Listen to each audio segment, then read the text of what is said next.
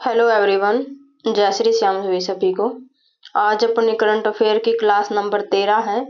इससे पहले अपनी 12 क्लास हो चुकी हैं, आप उनको भी जरूर देखना ताकि आपके आने वाले सीईटी एग्जाम और एस्टेट एग्जाम में आपकी सहायता हो सके। और साथ में ही हमारी PYQ चैप्टर वाइज सीरीज चली हुई है, आप उसको भी जरूर देखना। ठीक है, तो देखते हैं हमारा भाई आज का फर्स्ट क्वेश्चन क्या दिया गया है। आज का फर्स्ट क्वेश्चन है, देश की पहली हाइड्रोजन ट्रेन कहाँ चलेगी। क्या बोला गया भाई, इसमें बोला गया है कि हमारे देश की, पूरे भारत के अंदर पहली बार हाइड्रोजन ट्रेन कहाँ पर चलाई जाएगी। हाइड्रोजन ट्रेन मतलब पानी से चलने वाली ट्रेन। तो ये ट्रेन भाई पहली बार अपने हरियाणा के अंदर सोनीपत से जींद तक चलेगी। ठीक है, कहाँ से चलेगी ये ट्रेन, जींद से सोनीपत के बीच में चलाई जाएगी, जो कि टोटल 90 किलोमीटर की दूरी तय करेगी। आगे अपना क्वेश्चन है, अंतरराष्ट्रीय गीता महोत्सव का आयोजन किया जाएगा। तो अंतरराष्ट्रीय गीता महोत्सव का आयोजन ये किया गया 28 नवंबर से 15 दिसंबर तक। कहाँ किया गया, ये ब्रह्म सरोवर तट कुरुक्षेत्र के अंदर किया गया है। और इसमें स्टेट पार्टनर है वो अब की बार ओडिशा को बनाया गया है, और कंट्री पार्टनर किसे बनाया गया है, वो तंजानिया को बनाया गया है। एक क्वेश्चन ये बनता है कि 5वीं बार अंतरराष्ट्रीय गीता महोत्सव किस देश के अंदर मनाया गया। तो ये श्रीलंका के अंदर मनाया गया है अब की बार। कहाँ मनाया गया भाई, श्रीलंका के अंदर अंतरराष्ट्रीय गीता महोत्सव मनाया गया है। और जो 4th नंबर का था वो मनाया गया था ऑस्ट्रेलिया के अंदर। कहाँ मनाया गया था, ऑस्ट्रेलिया के अंदर मनाया गया था। ठीक है, तो देखते हैं हम आगे अपना क्वेश्चन क्या दिया गया है। आगे है कि कुरुक्षेत्र विकास बोर्ड के कार्यकारी अधिकारी किसे बनाया गया है। वो बनाया गया था पंकज सेतिया को। किसे बनाया गया, पंकज सेतिया को। आगे अपना क्वेश्चन है भाई, इंटरनेशनल गीता जयंती मेला प्राधिकरण का चेयरमैन राज्य के मुख्यमंत्री को बनाया गया है। जो इंटरनेशनल गीता जयंती महोत्सव होता है, इसके चेयरमैन तो होते हैं हमारे मुख्यमंत्री साहब। किसको बनाया जाता है चेयरमैन, हमारे मुख्यमंत्री को बनाया जाता है। जो प्रेजेंट के अंदर मुख्यमंत्री होते हैं उसी को माना जाता है। आगे है कि इंटरनेशनल गीता जयंती मेला प्राधिकरण के जो वाइस चांसलर हैं, 2 वाइस चांसलर बनाए गए। तो 2 वाइस चांसलर भाई किसे बनाया गया था, जिसमें से एक थी गीता मनीषा स्वामी ज्ञानानंद महाराज। एक नाम है ये गीता मनीषा स्वामी ज्ञानानंद महाराज। और दूसरे बनाए जाते हैं जो शहरी विकास मंत्री होते हैं, उसे बनाया जाता है किस, क्या बनाया जाता है, वाइस चांसलर अंतरराष्ट्रीय गीता जयंती महोत्सव के अंदर। आगे है कि इसके अलावा 5 अन्य सदस्यों का चुनाव भी इंटरनेशनल गीता जयंती मेला प्राधिकरण के अंदर किया गया था।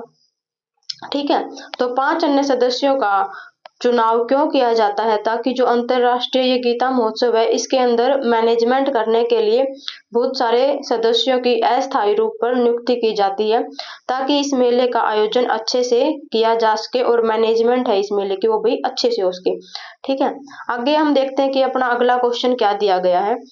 आगे है कि राज्य की महिला जो BPL श्रेणी की मुखिया है को 2100 रुपए हर महीने देने के लिए हरियाणा सरकार के द्वारा प्रारंभिक क्या कौन सी योजना प्रारंभ की गई है। तो वो योजना प्रारंभ की गई है लाडो गृह लक्ष्मी योजना, या बोले कि लाडो लक्ष्मी योजना। ये योजना CM साहब ने, जो कि नायब सैनी है हमारे, और नायब सैनी हमारे 11वें नंबर के तो व्यक्ति हैं, CM के अंदर 11वें नंबर के व्यक्ति हैं। और इनका क्रम है, तो इनका क्रम 15वां क्रम है इनका। ये क्वेश्चन बनता है कि प्रधान मुख्यमंत्री नायब सैनी कौन से क्रम के मुख्यमंत्री बने हैं। तो ये 15वें नंबर के बने हैं भाई। और वे व्यक्ति कौन से हैं, ये 11वें नंबर के हैं। इन्होंने इलेक्शन के टाइम ये बोला था कि अगर हमारी सरकार बनती है तो हम हर महिला को 2100 रुपए देंगे। तो अब इन्होंने ये लाडो लक्ष्मी योजना स्टार्ट कर दी है। ये देखिए, ये बिल्कुल ताजा कटिंग है। लाडो लक्ष्मी योजना में गरीब महिलाओं को हर माह 2100 रुपए अप्रैल से मिलेंगे। अप्रैल 2025 से ये रुपए मिलने स्टार्ट होंगे और ये रुपए उन्हीं महिलाओं को दिए जाएंगे जिसकी इनकम 1,80,000 रुपए से कम है, और इससे करीब मानो कि 10 से 12,000 करोड़ रुपया सरकार क्या करेगी, इसके अंदर वहन करेगी और बहुत सारी महिलाओं को इसमें लाभ मिलेगा। आगे हम देखते हैं, आगे अपना क्वेश्चन क्या है भाई। टाटा ट्रस्ट का नया चेयरमैन किसे बनाया गया है? तो टाटा ट्रस्ट का नया चेयरमैन बनाया गया है नोएल टाटा को। इससे पहले इसके चेयरमैन थे रतन टाटा। कौन थे? रतन टाटा, जिसका हाल फिलहाल में निधन हो गया है। और रतन टाटा को सन 2008 के अंदर पद्म विभूषण भी मिला था। वेरी इंपॉर्टेंट क्वेश्चन बन सकता है कि हमारे लीजेंड रतन टाटा को 2008 के अंदर पद्म विभूषण से सम्मानित किया गया था। और अब टाटा ट्रस्ट का नया चेयरमैन किसे बना दिया गया भाई? वो नोएल टाटा को बना दिया गया है। आगे अपना क्वेश्चन है कि फेमिना मिस इंडिया 2024 का किताब किसने जीता? तो ये जीता नितिका पोरवाल ने। किसने जीता? नितिका पोरवाल ने, जो कि उज्जैन महाराष्ट्र से संबंध रखती है। आगे हम देखते हैं कि आगे अपने क्वेश्चन क्या बनता है भाई। ये आपकी सीरीज है ना, आने वाले हर हरियाणा के एग्जाम में हेल्पफुल होगी।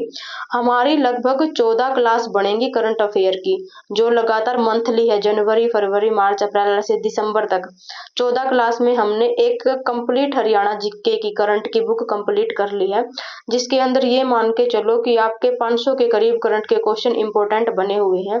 और साथ में जो आपके करंट अफेयर से रिलेटेड और क्वेश्चन बनते हैं, जैसे गणतंत्र दिवस से हो गया, सूरजकुंड मेला हो गया, पेरिस ओलंपिक हो गया, पैरा ओलंपिक हो गया, राष्ट्रमंडल खेल हो गए, ये वाले टॉपिक हैं, ये हम अलग से करेंगे।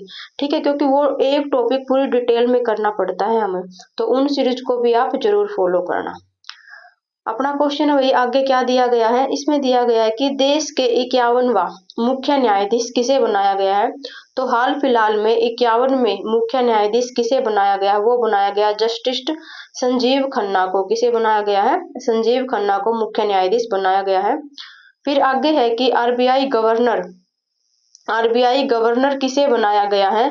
तो आरबीआई गवर्नर बनाया गया भाई संजीव मल्होत्रा को। किसे बनाया गया है? संजीव मल्होत्रा को बनाया गया है। ये दोनों क्वेश्चन वेरी इंपॉर्टेंट हैं और ये दोनों क्वेश्चन कंफ्यूजन भी क्रिएट करते हैं। कंफ्यूजन क्या है कि दोनों संजीव है, लेकिन आपको याद रखने के लिए एक ट्रिक है। जैसे आरबीआई के अंदर किसका काम होता है? मनी का। आरबीआई का क्या काम होता है? मनी की देखभाल करना। तो आरबीआई दिमाग में आते ही ध्यान में लेके आना है मनी, और मनी से मल्होत्रा, ऐसे ध्यान रखना। और फिर जो संजीव खन्ना है वो मुख्य न्यायाधीश हो ही जाएंगे हमारे।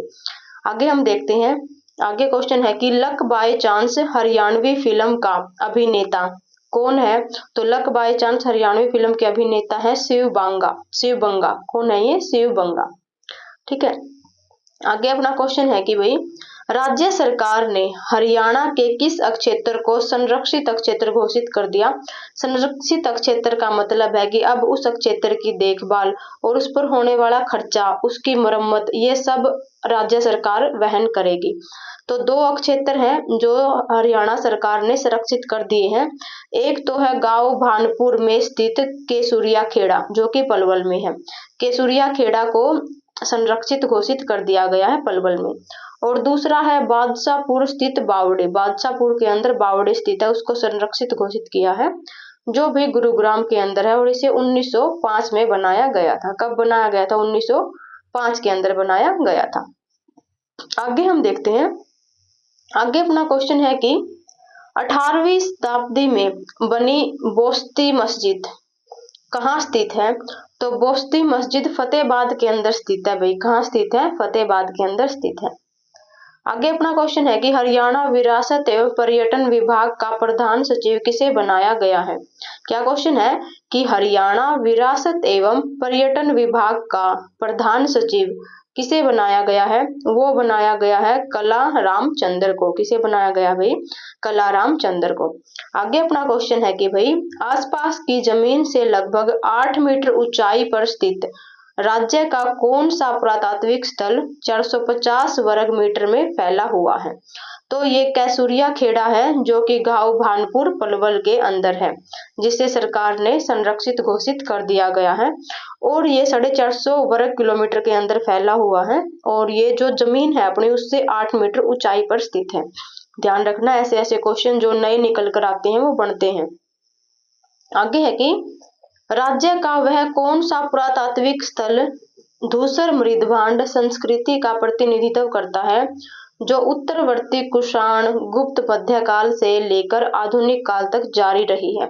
तो वो वही है भाई केसूरिया खेड़ा गांव भानपुर पलवल का। इसकी खुदाई अभी हाल फिलहाल के अंदर की गई है और इसके अंदर से जितने भी हमने सामान मिला है तो उनका संबंध उत्तर कुषाण काल से, गुप्त मध्य काल से और आधुनिक काल तक जारी है।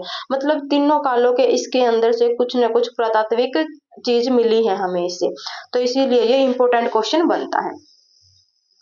आगे है कि राज्य के किस पुरातात्विक स्थल से चित्रित मृद भांड, मिट्टी के बर्तन और उत्तर मध्यकाल अवशेष मिले हैं? तो वो मिले हैं भाई केसूरिया खेड़ा गांव भानपुर से। आगे अपना क्वेश्चन है कि कुतुब खान की मस्जिद को राज्य में कहाँ स्थित है? कुतुब खान की मस्जिद राज्य में कहाँ स्थित है भाई? तो यह मस्जिद सोहना गुरुग्राम के अंदर स्थित है। सोहना गुरुग्राम को गर्म पानी का चश्मा भी बोलते हैं, जो सल्फर की गंधक की अधिकता की वजह से यह पानी गर्म निकलता है। आगे हम देखते हैं आगे अपना क्वेश्चन क्या दिया गया है। आगे क्वेश्चन है कि राज्य को किस मस्जिद में एक बड़ा बल्लवाकार गुंबद जो कि छोटे गुंबद से गिरा है, इसका अगर भाग बेहतर सुंदर स्टूको के काम और चित्रकारों से सजाया गया है। और आगे क्या है कि मस्जिद को एक ऊंचे मंच पर लखोरी ईंटों से बनाया गया है, यहाँ सीढ़ियों से पहुंचा जा सकता है। मस्जिद के भीतर पट भित्ति चित्र से सुसज्जित है। ये एक क्वेश्चन है भाई जो कि उस चीज के बारे में पूरी डिटेल दे रखी है कि राज्य के अंदर मस्जिद में एक वल्भाकार गुंबद है और वो जो बड़ा गुंबद है वो छोटे गुंबदों से घिरा हुआ है और इसका अगर भाग जो आगे वाला भाग है वो बहुत ही ज्यादा सुंदर स्टूको मतलब उस पर चित्रकारी करके वो सजाया गया है और मस्जिद को एक ऊंचे मंच पर लखोरी ईंटों से बनाया गया है जहां सीढ़ियों से पहुंचा जा सकता है और मस्जिद के भीतर पट भित्ति चित्र से सुसज्जित है। ठीक है भैया, मतलब उसकी जो विशेषता है वो बता रखी है सारी की सारी। यह एक आयताकार योजना पर निर्मित है। इसके नीचे वल्भाकार कमल पंखुड़ियों वाले गुंबद की परिधि बुर्ज से घिरी है। इमारत का भारी हिस्सा ईंटों के काम से सुसज्जित है और विस्तृत है। दरवाजे पर मोड़दार के साथ अगले दरवाजे मतलब ऐसे दे रखी है। तो ये मस्जिद कहाँ की है? ये चौस्ती मस्जिद है भाई। कौन सी? चौस्ती मस्जिद है जो कि बोस्ती गांव फतेहाबाद की है। ध्यान रखना, नया क्वेश्चन है इसीलिए बन सकता है भाई। आगे है कि प्राचीन टीला मुगलपुर गांव स्थित है। तो प्राचीन टीला मुगलपुर गांव कहाँ स्थित है? ये उकलाना हिसार के अंदर स्थित है। कहाँ है ये? उकलाना हिसार के अंदर। आगे है पुरातात्विक स्थल बिक्री बावली। बिक्री बावली कहाँ स्थित है भाई? ये कैथल के अंदर स्थित है। आगे हम देखते हैं, आगे अपना क्वेश्चन है कि पुरातात्विक स्थल प्राचीन टीला काची खेड़ा। कौन सा? काची खेड़ा कहाँ स्थित है? होडल पलवल के अंदर स्थित है। काची खेड़ा कहाँ है? होडल पलवल में। आगे है राज्य महिला आयोग की नई अध्यक्ष किसे बनाया गया है? तो राज्य महिला आयोग की नई अध्यक्ष बनाया गया है विजय किशोर रहाटकर को। किसे बनाया गया भाई? विजय किशोर रहाटकर को राष्ट्रीय महिला आयोग की नई अध्यक्ष बनाया गया है। और हरियाणा की स्वास्थ्य मंत्री किसे बनाया गया है? तो हरियाणा की स्वास्थ्य मंत्री बनाया गया है श्रुति चौधरी को। किसे बनाया गया भाई? श्रुति चौधरी को हरियाणा की स्वास्थ्य मंत्री बनाया गया है। ये अंग्रेजी के अंदर शपथ लेने वाली एकमात्र विधायिका बनी है।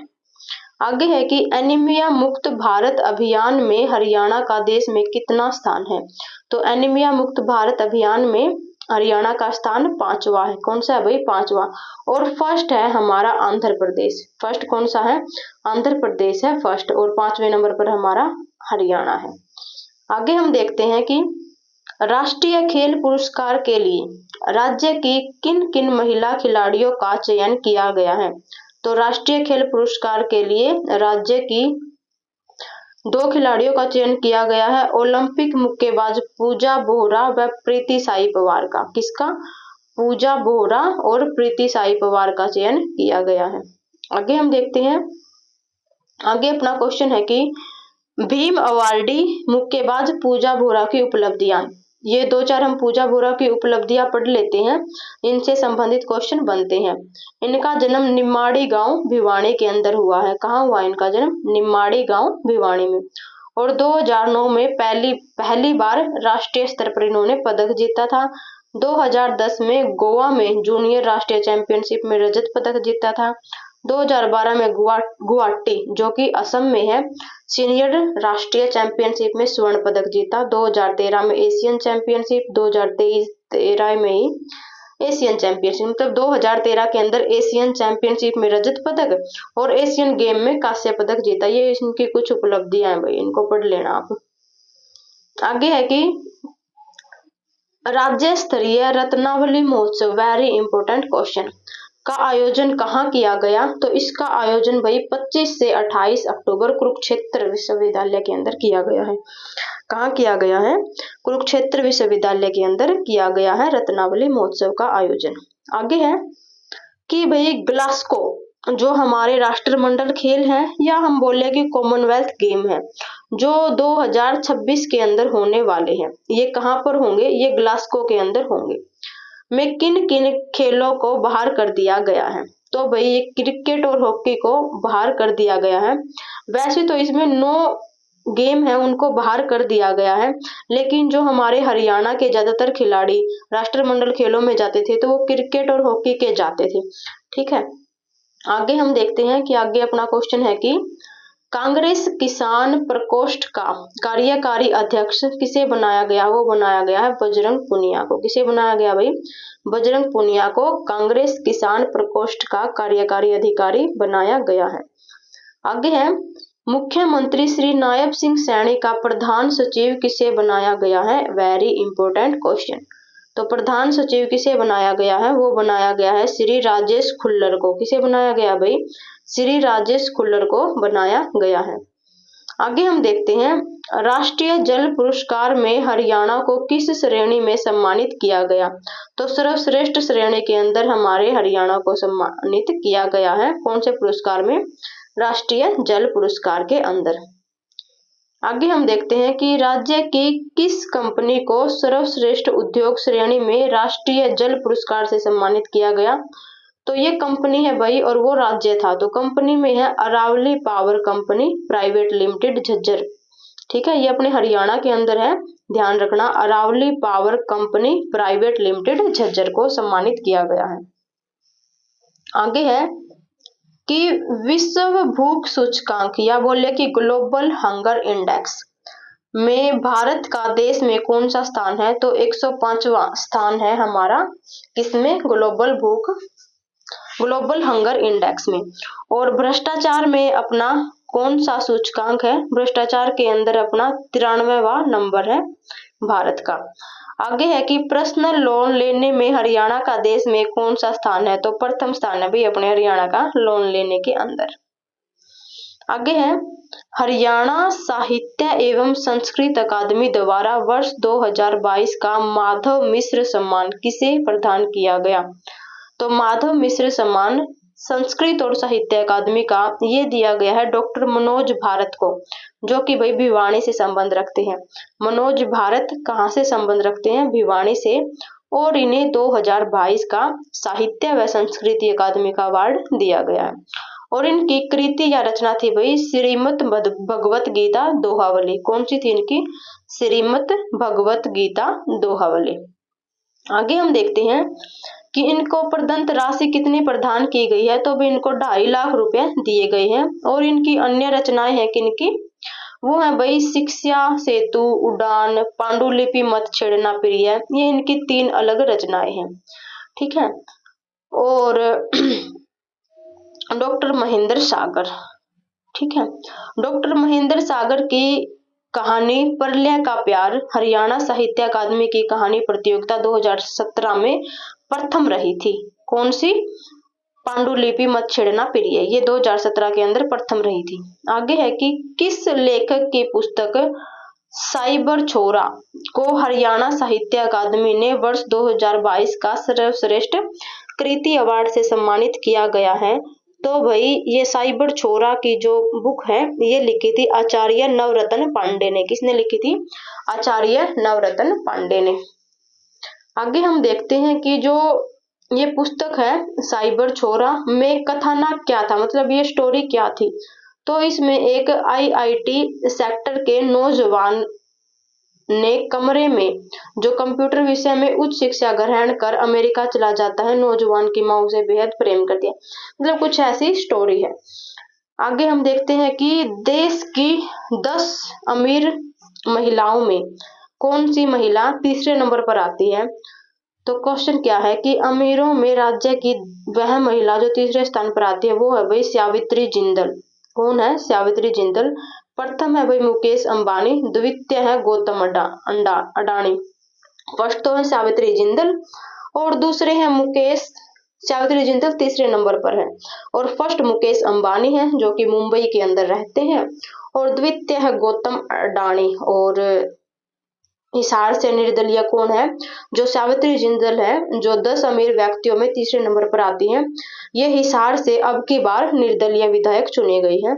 और 15वीं विधानसभा के अंदर कितने व्यक्ति हैं जो निर्दलीय चुने गए हैं? तो 3 व्यक्ति ऐसे हैं जिन्हें अब की बार निर्दलीय विधायक चुना गया है। तो भाई आज ये हमने करंट अफेयर के कुछ क्वेश्चन किए हैं और बस एक क्लास और बनेगी हमारी इससे अलग, तो हमारी जनवरी से लेकर दिसंबर तक के सभी क्वेश्चन कंप्लीट हो जाएंगे। मतलब ये करंट अफेयर की सीरीज हमारी कंप्लीट हो जाएगी आने वाली अगली क्लास में। तो अगर आपको ये सीरीज हेल्पफुल लग रही है और आपको लगता है कि ये सीरीज आपके आने वाले एग्जाम में हेल्प करेगी तो आप चैनल को जरूर सब्सक्राइब करना भाई और वीडियो को लाइक शेयर जरूर करना भाई और मुझे सपोर्ट करना। धन्यवाद। मिलते हैं अपनी अगली वीडियो के अंदर।